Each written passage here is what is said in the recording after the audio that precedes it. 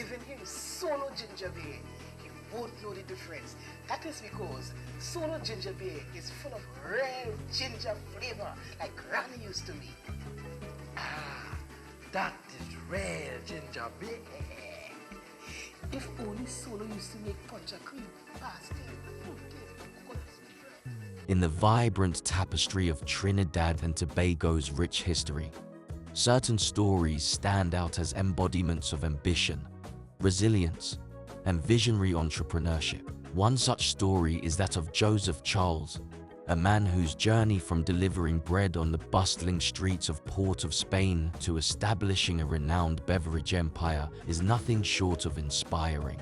Through the annals of time, challenges, and triumphs, the tale of Solo Beverages unfolds, offering a captivating glimpse into the life of a man whose legacy continues to quench the thirst of generations. Join us as we trace the footsteps of Joseph Charles, diving deep into the origin and growth of a beverage brand that has become synonymous with Trinidad and Tobago's rich cultural heritage. Joseph Charles, originally named Sir Judd Macmadine, was born in Princestown in 1910. His father, Macmadine, came from Punjab in India, and his mother, Rosalinda Maria, was of mixed Indian and African descent from Martinique.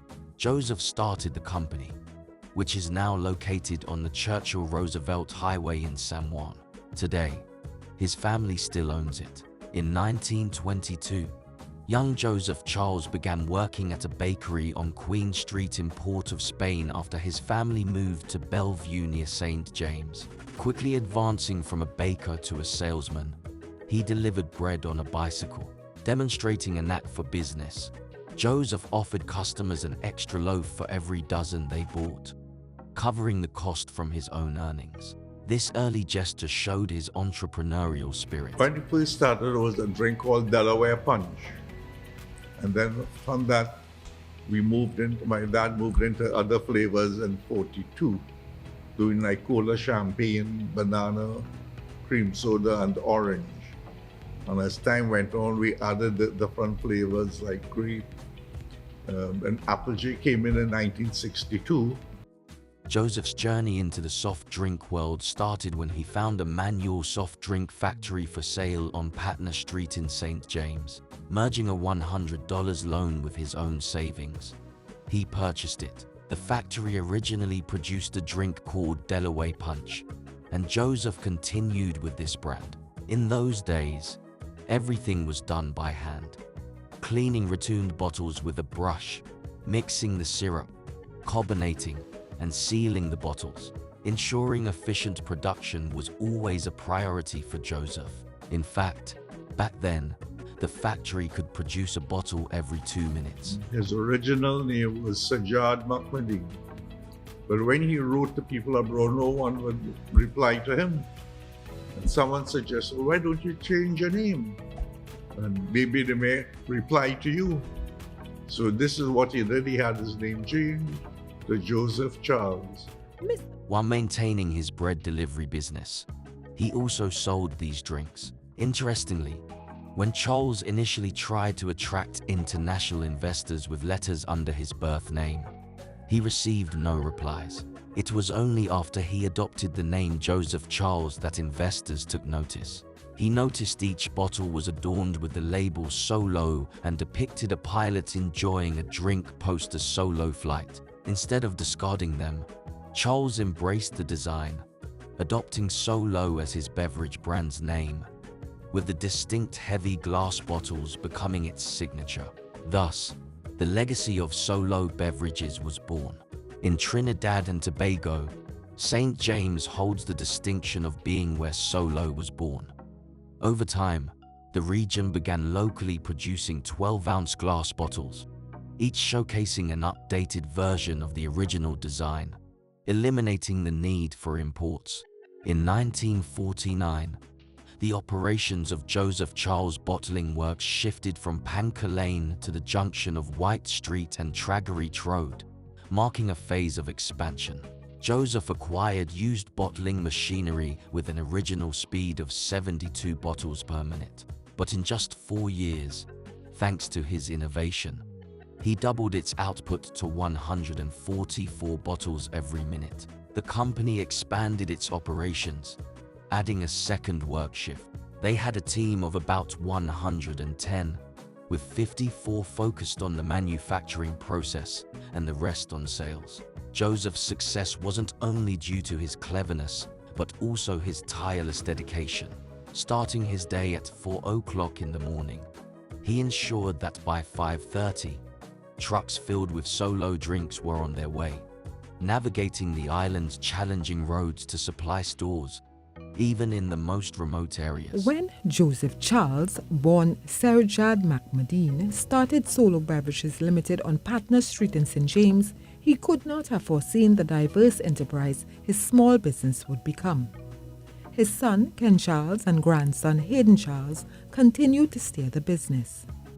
In 1965, with the passing of Joseph Charles, leadership of the Joseph Charles Bottling Works fell to his eldest son, Vernon.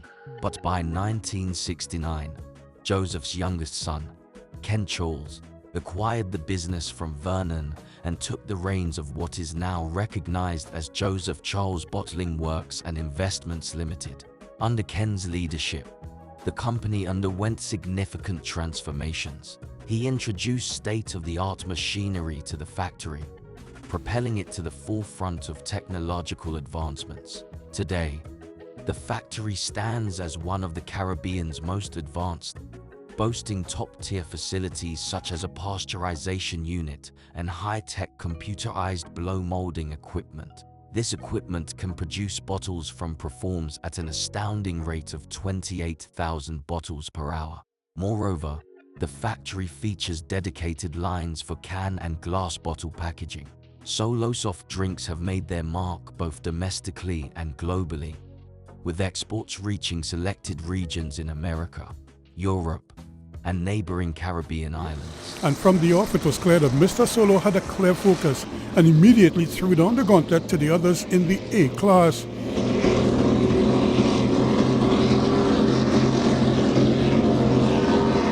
It was no real contest as Solo cruised home for the win in the first circuit race. But later, the big catamaran was back in the water and doing battle, this time with Heatwave, when both Supercats got up close and personal and actually touched.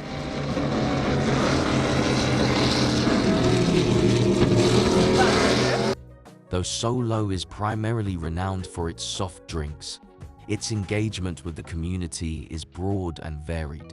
Annually, Solo participates in the Great Race, a celebrated powerboat racing event that highlights both the vessels and their pilots' prowess. The iconic Mr.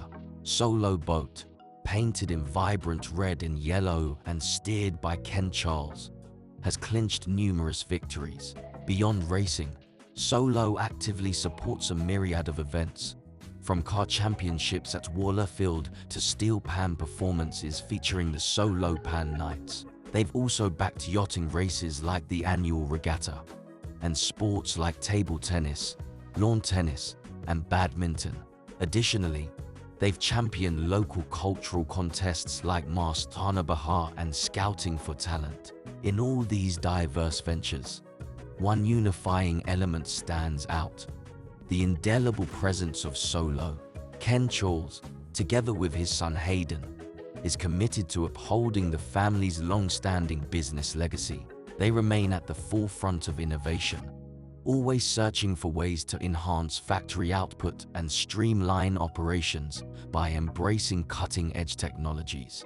Their vision for Solo's future revolves around expanding its presence in diverse global markets. Currently, they are proactively working towards realizing this ambitious market expansion.